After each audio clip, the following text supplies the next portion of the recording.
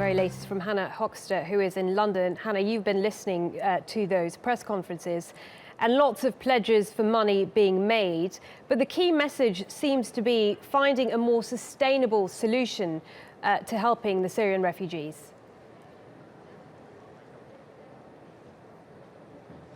Yes, that seems to be the message that's been put forward. Apart from sort of immediate humanitarian assistance, for example, like providing aid, shelter, medical care for those who are still in desperate need. But the focus now has switched to, for example, now that the Syrian conflict is in its 5th year, for example, looking to how to educate refugees, and also for the refugees who are still in host nations, for them to be able to start work. So the focus now has changed to sort of to more long-term, to exactly find out a policy that can be put in place by the leaders who are all gathering here to sort of work out how to be sort of provide financial assistance to these host countries, and also open up ways for these refugees to actually start sort of continuing with their lives, which have worryingly been put on hold.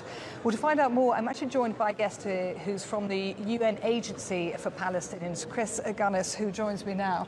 Obviously, the focus has been on Syria. You're from the UN Agency for the Palestinians. Why are you here for this summit? Well, let me make it quite clear that the Palestinians must not be left behind. They must not become part of the lost generation, because there are 560,000. Many people don't even know there are Palestinians in Syria. 560,000 individuals. There are now 42,000 who fled to Lebanon, 18,000 to Jordan. And we are asking here for $414 million. It's a large amount, but there's a lot of people. It's mainly for cash, because so much of the infrastructure has been destroyed, but also food aid and education. As you just said in your introduction, we educate 43,000 children in Syria every day. It's that long-term recovery. That's the sort of aid that we're also looking for here.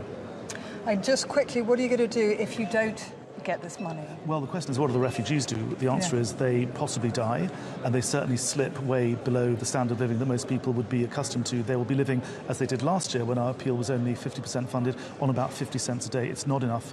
Being funded here for UNRWA is a matter of life and death for real human beings. Okay.